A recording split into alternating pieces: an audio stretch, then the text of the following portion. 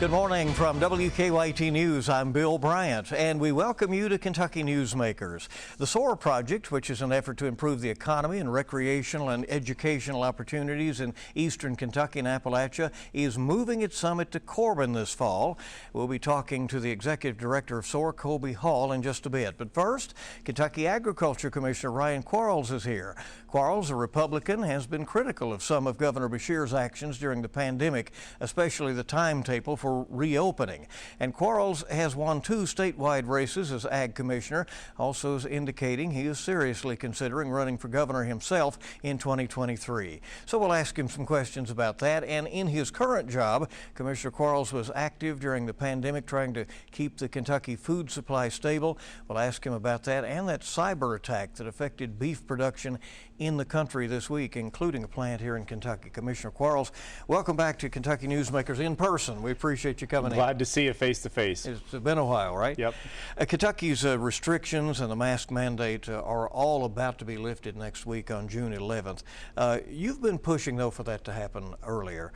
The governor says he's followed the data and the science and that it is only now safe to reopen.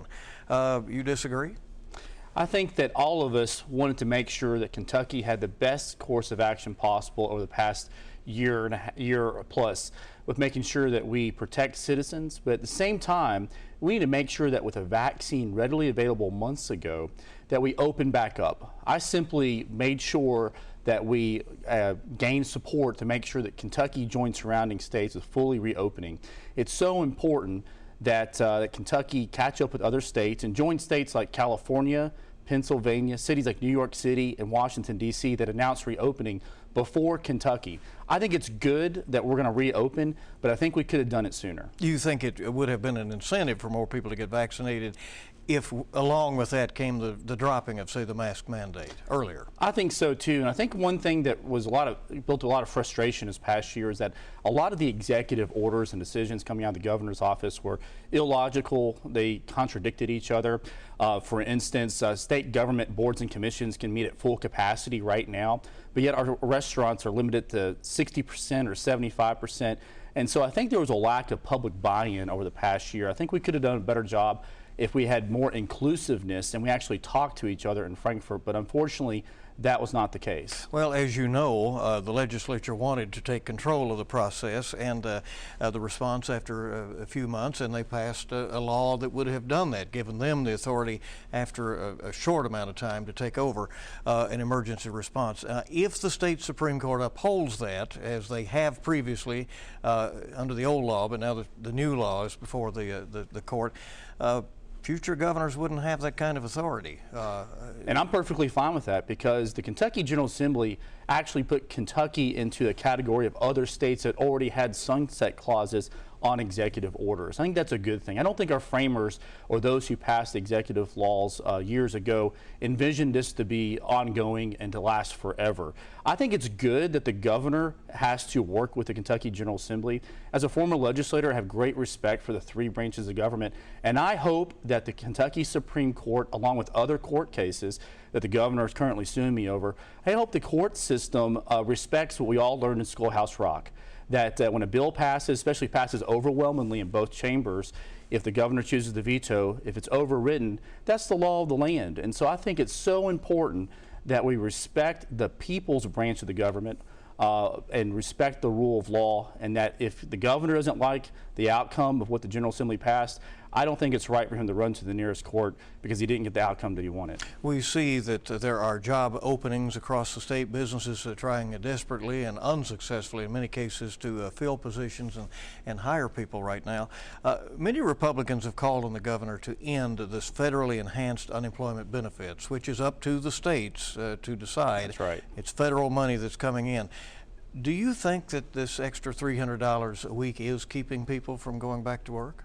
I think all you need to do is ask a small business owner across Kentucky who's desperate for help.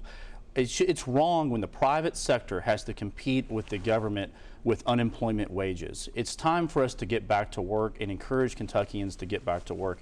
You know, in my hometown of Georgetown, there's plenty of jobs. Starting pay is $18 an hour. And so I think it's important now that we have a vaccine readily available, that we're opening back up, that we encourage other Kentuckians to go back to work, because the stats will tell you Kentucky is falling behind our neighboring states with labor force participation. If we really want to have economic development, it's about building businesses, employing people, and adding to our gross domestic product. As you note, several of the surrounding states, all of them governed by Republicans, and no Democratic governor has dropped the extra unemployment benefits so far. But in places like Ohio, it has not cured the problem, though, when they have dropped that $300 extra money for unemployment. Sure, but I think a lot of our business owners will tell you, including the Kentucky Chamber of Commerce, that this is one of many reasons why people may be not joining back in the workforce. And so we need to make sure that Kentucky is as competitive as others. And we call upon Governor Beshear to join nearly half of the other states in our country with phasing this out. And look, this is an ideological difference between the governor and myself. When this extra bonus was passed and enabled by Congress, I don't think anyone intended it for it to be around forever. I think that as states reopen, they need to adjust their policies as well and help give our small businesses who are desperate for help an opportunity to employ Kentuckians again and be competitive with wages. Commissioner Quarles, you have supported something you have called a back-to-work bonus program, and I think that's something you've seen in another state that you think might work here. That's right, and so let's get creative. I'm all about finding solutions going to help out Kentuckians, and so one proposal would be, instead of asking people to just come back to work, there is an opportunity to have a financial bonus that, say, if you go back to work, you're making under $25 an hour and you've been successfully employed for 2 or 3 months, you actually get a bonus through the state for $1,000 or $2,000. Arizona's doing it right now. I'm curious to see how it works out, but I think it's so important that we don't have the government competing with private businesses on unemployment wages. Paid for by what funds? Well, there's plenty of federal money flowing through state governments right now, and I hope that the governor's office is using this money judiciously, not for political reasons. I hope that they use this money to help rebuild Kentucky in a better way, and I think it's so important that if we want our state to get back to normal, it's about meeting back in person, having some common sense, some Kentucky common sense, protecting those most vulnerable, but also jump-starting our economy by ending provisions that other states have already done. You readily acknowledge hunger in Kentucky. Yes. It was a problem before the pandemic, during, and still is. And you've worked on some food insecurity issues. How important is that be on the radar here in Kentucky? It's vitally important. As you said earlier, before the pandemic, we had higher than the national averages on food insecurity. We saw a 30% increase in the number of Kentuckians going to food banks and food pantries during the coronavirus pandemic. Look, the government literally shut down businesses. People lost their jobs. And so the need to put food on our table is of upright and paramount importance. And so as we emerge from this pandemic, we encourage Kentuckians to donate to Feeding Kentucky. If you can't donate money, you can donate food.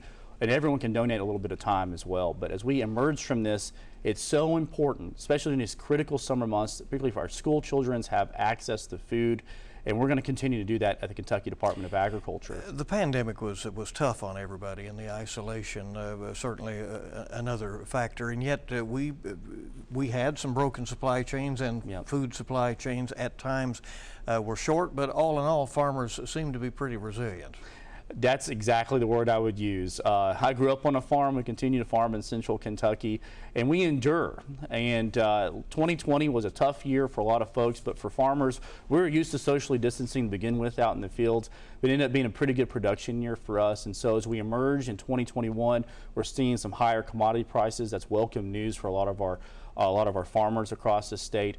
But I want to have one clear message today. There's plenty of food. If you need help, don't be ashamed to ask for it. We're going to take care of each other because that's the Kentucky way. We have 160 or so farmers markets around the state. Are they, I mean, they had a special place in the pandemic. Are they back operational at this point, full steam?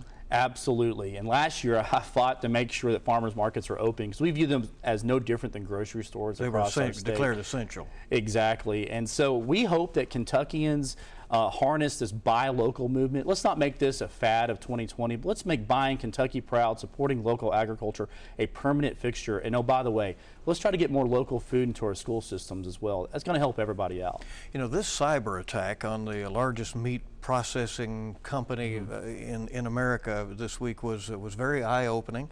We have a plant in Kentucky, I think in Louisville, right? Yep. That's associated with that company. Yet another threat to the country's food suppliers. Is this something we've got to guard against and be aware of going forward? Absolutely. First there was a ransomware attack on Colonial Pipeline. We saw what that did to gas prices, especially in the Southeast. Now, unfortunately, there's a ransomware attack against JBS, which does have a plant in Louisville. I've been on the phone, I've been in contact with that plant manager. Fortunately, they are up and running right now, and that's good news. But I hope that the FBI and the White House take this seriously. It appears to be of Russian origins. That's ongoing right now, the investigation. But whenever there's an attack, whether it's cyber or otherwise, against essential industries in America, we must take this seriously. And I'm here working hard to make sure our food supply system is undisrupted. Do those companies have a duty as well to report the activities and get the authorities involved quickly? Oh, I think so, because they want the problem solved just as quickly as we do. And I know that when it comes to JBS in Louisville, they are open for business. They're working through the problems right now, but we want to make sure that other processors in Kentucky have the opportunity to compete as well. In fact, we've put over $3 million of tobacco settlement money underneath my leadership and the Ag Development Board's leadership this past year in supporting Kentucky-based meat processors as well, mom and pop stores, so that we can help cushion our dependence on these national companies. And that's been a good thing coming out of the COVID-19 You bring pandemic. up the Ag Development Board and the other boards associated with your office. You made glancing reference earlier to another lawsuit. The legislature transferred power from the Office of Governor to the Agriculture Commissioner's office for some important appointments. The governor has filed a lawsuit on that as well, saying that belongs at the top level of the administration. You're saying that could affect things in the weeks ahead. We think so. The governor of Kentucky is suing the Kentucky Commissioner of Agriculture over the Kentucky State Fair. I'm going into my 6th year. I think we've done a great job running the Kentucky State Fair, but the governor, again, did not like what the legislative branch passed, and so he ran to the nearest circuit court judge in Louisville and is suing me over the Kentucky State Fair. But I'm here to say we're going to defend Kentucky agriculture, but more importantly, we're going to defend the 3 branches of government, because I think that it's so important that if the legislative branch can't pass the law, just like we learned on Schoolhouse Rock, and make it the law of land, and the governor or the executive branch like myself doesn't respect that and they want it overturned, that's a serious problem. It's a serious problem. And so I look forward to having a normal Kentucky State Fair. We're working with Democrats and Republicans and everything in between. I'm not too worried about his lawsuit right now, because I'm trying to do the best I can as Kentucky Commissioner of Agriculture. You have been traveling the state extensively, as you would do in your capacity in your office, but you've made no secret of your interest in the governor's race in 2023. Is that your plan right now? I'm considering a run for Kentucky governor in 2023, but right now it's 2021. I'm focusing on being the best Commissioner of Agriculture policy, and I have traveled the state because I've been working with our restaurants. As Ag Commissioner, I'm involved in everything foodie related, from the farm gate to the dinner plate, and so when it comes to illogical restrictions coming to the governor's office about the constraints he's put around the restaurant industry, when we don't have the data to support that might be an area that's been responsible for the spread of the virus, I think it's wrong. And I think we're going to continue to support our friends in agriculture, whether it's in court defending what we do or stepping up and standing up for small business owners across our state. Do you have a timetable in your mind as it regards the decision about whether to run for governor? I'm not. We're over 2 years out from this. I'm focused on being the best Commissioner of Agriculture policy possible right now. Bond companies and others take note of Kentucky's improving economic situation. Apparently there's going to be a surplus, $600 million or so this year, maybe more next year, we'll see. The economy is thriving as we head toward those elections in 22 and 23. Does that remove that as a key issue in the campaign ahead? Well, if anything, I think it's a compliment to the Kentucky General Assembly. You know, it's the legislative branch that crafts the policy and our tax policy in our state. It's not the governor's office. And so as we see revenue up, surpluses, I think that's a compliment to those legislators that I once served with, both Democrats and Republicans, for the the conservative practices they put in place and the laws that they passed. And so I think that's a compliment to the legislative branch. And if I ever get a chance to serve in the governor's office, I'm going to work with our legislative branch and say thank you when thank you is due. A few seconds left. The state fair is coming up, and you say it's going to be back to normal. That's right. We want to invite Kentuckians to not only visit the Kentucky State Fair, but your local state fair, your local county fair as well. This is a celebration of everything agriculture. Now with the vaccine readily available, we hope people get out, buy Kentucky Proud, and have a little bit of fun. All right, and happy Dairy Month as well, right? That's right. Need some ice cream. All right. Thanks for coming. We appreciate it, Commissioner. Thank you. Stay with us now on Kentucky Newsmakers, and we'll hear from Colby Hall from SOAR joining us next. Welcome back to Kentucky Newsmakers. Shaping Our Appalachian Region, or SOAR, is dedicated to reimagining Kentucky's Appalachian region and getting things going. Its leaders often refer to 54 counties and one plan for prosperity. SOAR is moving its summit to Corbin this year after several years in Pikeville. Colby Hall is the executive director of SOAR, and he joins us on Kentucky Newsmakers. Thanks for being here. Bill, it's an honor to be here. Thanks for having me on your program. This was a big announcement this week about a new venue, your return to an in-person summit this fall. I know you're looking forward to some very important discussions in Corbin in October. Yeah, and Bill, to be honest, we're super excited that it's looking, I'm going to knock on wood here this morning, that everything's going to be good for an in-person convening.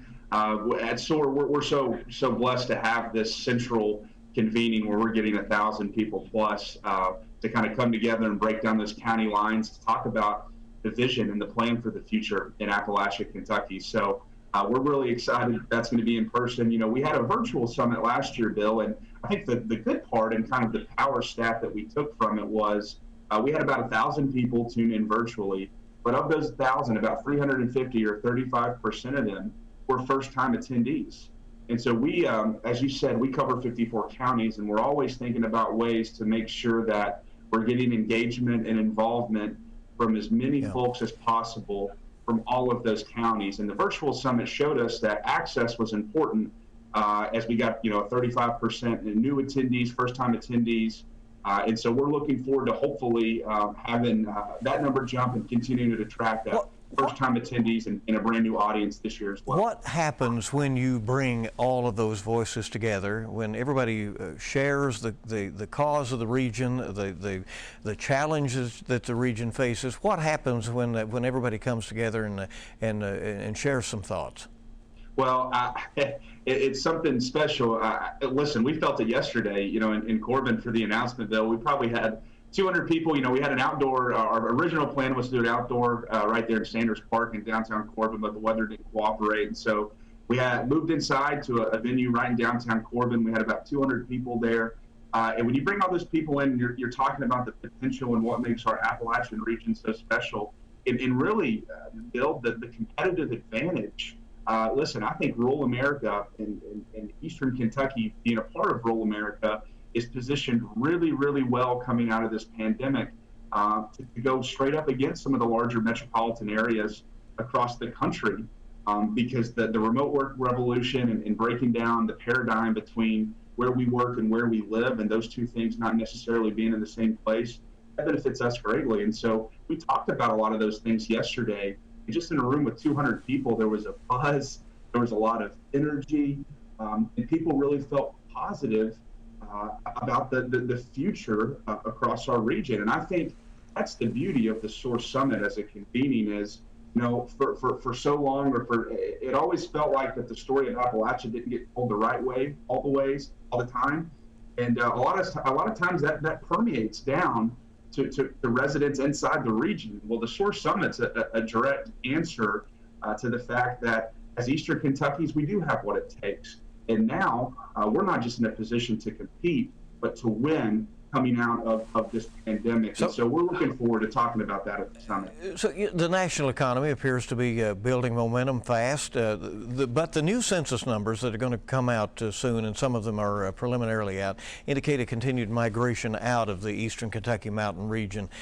Is this goal to build a sustainable economy there that will attract newcomers, keep young people, or like yourself, have somebody who you went away to Atlanta and then you came back? right? Well, you're exactly. It's got to be both of those, Bill. And listen, it's I don't want to say heartbreaking, but I have a lot of friends that were in a similar situation to me, and I felt so honored and excited to be able to find the SOAR opportunity to bring me back to the region. But I'm telling you, I have a lot of friends outside, but originally from Kentucky and Eastern Kentucky, that are chomping at the bit to get back as soon as an opportunity can open up. So you hit the nail on the head, Bill. Population and population loss, that's the #1 problem we're all trying to solve in Eastern Kentucky. In the 2 buckets that we have to make sure we fill or that we pay attention to, 1, retaining our best and brightest, right? So making sure that as kids graduate high school and as they graduate college, we've got opportunities to at least offer them where they're able to continue to progress professionally and personally,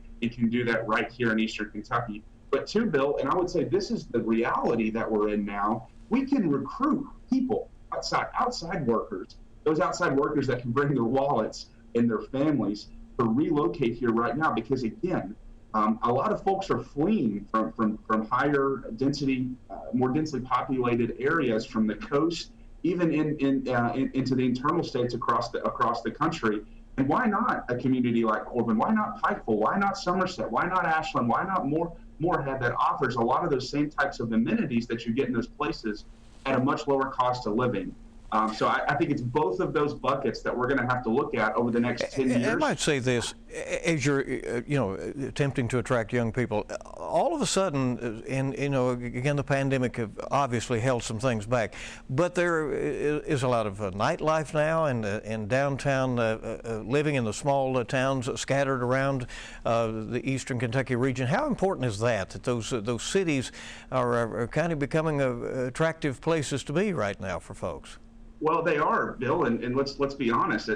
People in my season of life, my generation, they're graduating college. They're having to pay attention to things like student loan debt. And listen, I love my time in Atlanta, and I love traveling around. But paying $30 for a meal out, or for all the entertainment options, that really, it adds up. And so being able to have access to the same types of entertainment, the same type of listen. I mean, look at Corbin, for example.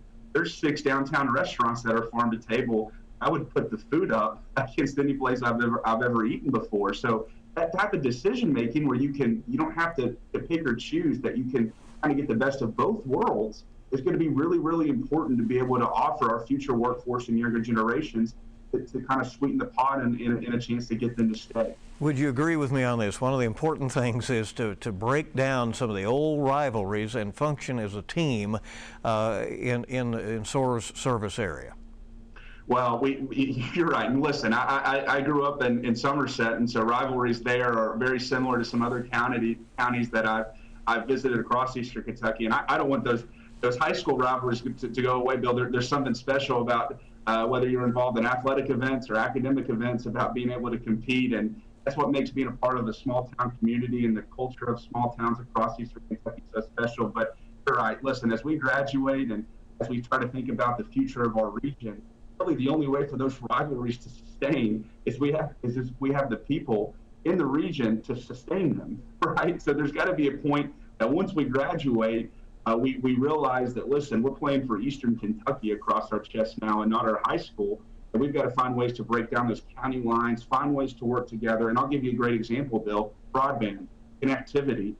That's the first place where every county judge executive, every mayor should be asking, how can we work together? Who can we bring to the table to get this job done? And if we don't do it, those rivalries are going to suffer in the long term, and we're going to be in less of a position to pass those down to future generations. Well, it sounds like you are going to have a lot to discuss at the SOAR Summit coming up in October, and people can sign up, as I understand it now, if they want to attend. Yes, right? sir. Actually, yep. Bill, we've got a flash sale so after the announcement. So I believe for $30, you're able to get access to both days. If you just go to our website, www.soar-ky.org, there's a registration tab right there, and we would love to see you and anybody else in the Lexington area, or any of your listeners tuning in from across Eastern Kentucky to show up in Corbin in October. Colby Hall, Executive Director of SOAR, thank you for being with us. Good luck. We appreciate it. Thank you, Bill. And we'll be back on Kentucky Newsmakers.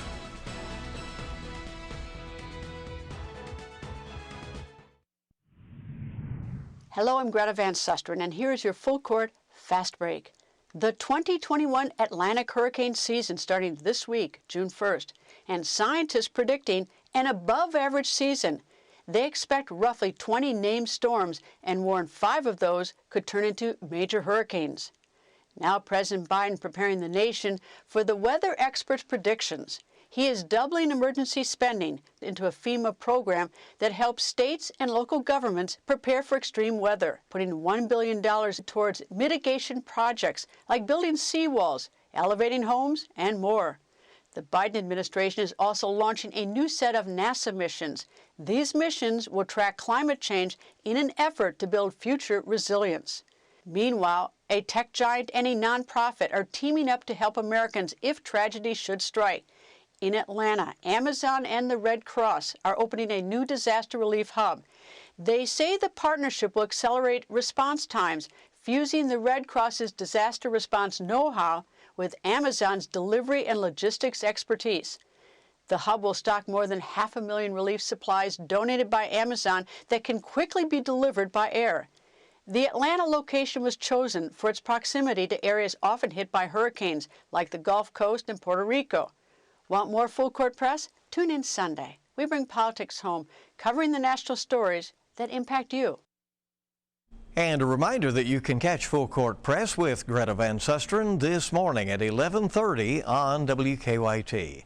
And that's Kentucky Newsmakers. Thank you so much for being along. We certainly hope you make it a good week ahead.